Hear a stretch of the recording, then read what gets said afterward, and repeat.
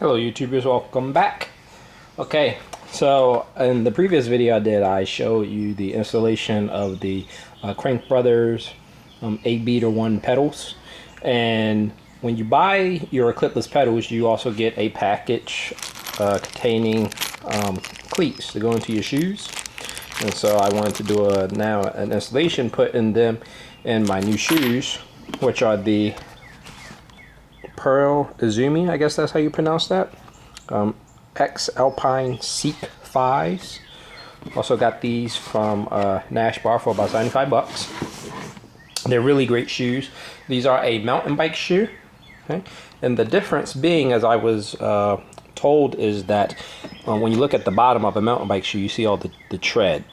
Okay, and what that does is it helps you to get good traction, good purchase if you ever have to walk up the side of a hill or a mountain or something like that. So it also makes it very nice to walk around in, even on the street.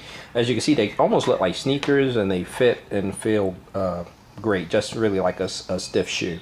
And that's another key, that you want your shoes to be stiff soled, and that way it doesn't translate to a loss of power when you're pushing down on your pedal, because really your pedal is going to be a lot smaller compared to a flat platform pedal.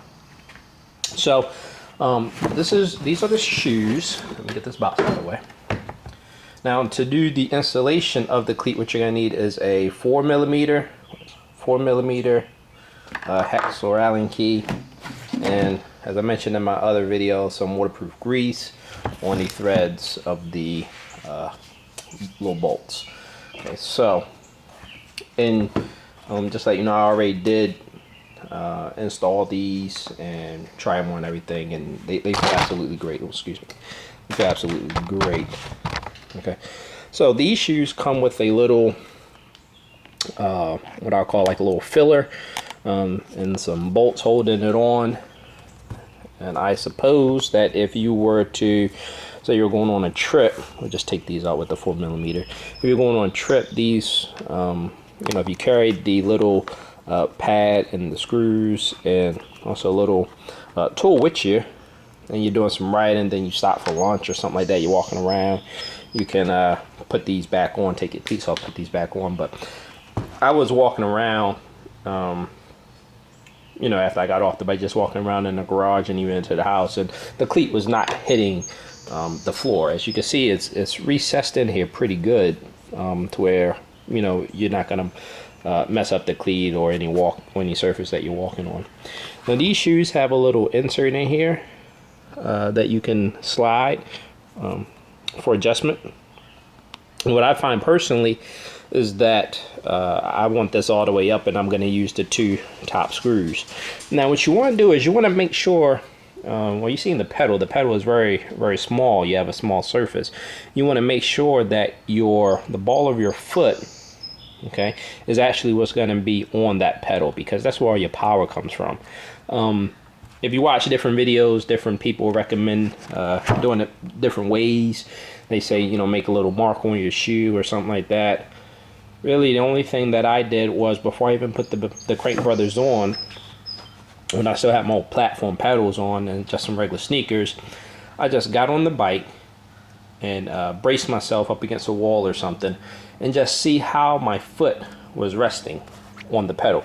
Was it resting straight? Was it resting toe out, heel out, toe in? How was my foot resting on the pedal? And I found that it was actually resting pretty straight. That being the case, okay, I want to come in, I'm going to put my cleats facing straight, okay? Now, if you wanted to put some adjustment depending on how your foot was resting, you can actually angle your cleat to the proper orientation. That'll make it more comfortable for you. So what you kind of have to do is, it's going to be a little bit of trial and error, but like I said, the main thing is really just installing that cleat towards the front, or towards where the ball of your foot is going to be at on your shoe. Now, for the package of cleats themselves, Crank Brothers includes some little shims in case you need them. I guess depending on your shoe would kind of dictate that. You got 4 bolts. This is what you're going to be putting your grease on. and then you have some actual cleats. Now, reading the directions, okay, it talks about dotted sides of the cleats, and I thought that that's what these were. These are actually little raised bumps. That's not what it's talking about. Okay, these are the dots. You'll see one cleat has the dot and one side don't. The dotted cleat is for a 15-degree release angle. Okay, and that means that you're only going to do 15 degrees of movement to clip your foot out of the cleat. The non-dotted cleat is 20 degrees of movement. Okay, which means you have to do 20 degrees, which is going to be they call it a later release, but I'm going to say it's going to take you a little bit more effort to turn that an extra 5 degrees to get your foot out. What you have to determine is which foot are you going to put down first. Okay, whichever foot you're going to put down first, I recommend that is the foot that you're going to want to use the dotted cleat, the 15-degree cleat on. So for me personally, I've been practicing clipping out primarily on my right side, and so that's where I put the dotted cleat at, on the right side. So before we do that, and again, I already made my measurement, okay, so I already know exactly where I'm going to put my cleat at. On these shoes, I'm going to slide this all the way up. Let me get 2 of the bolts ready. I'm going to take my finger, put a little bit of waterproof grease on the threads. That going. That's going.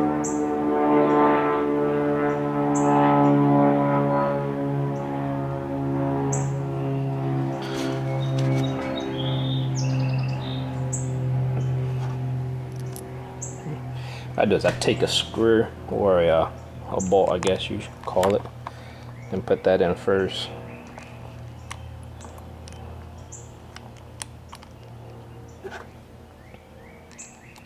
And take your 4mm key, just screw that in, just enough to hold the cleat. Okay, just enough to hold the cleat.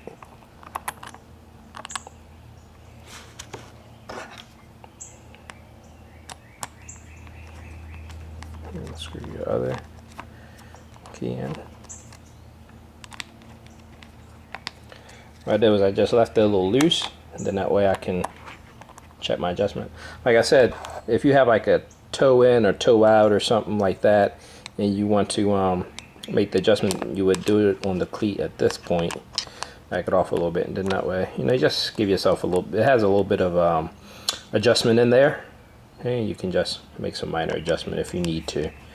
But like I said, my foot, and I think most people's foot, will fall neutral.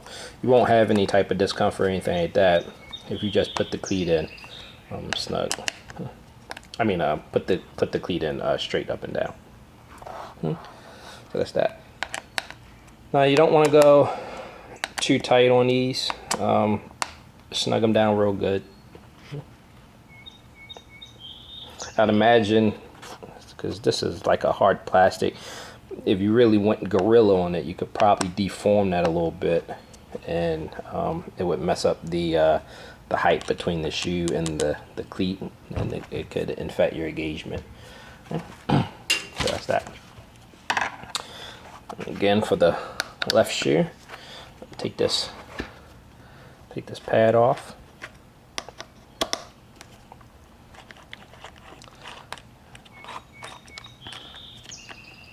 Make sure you use the screws that came with the set of cleats. I'm not sure if these other ones would work. Let me check the height of these.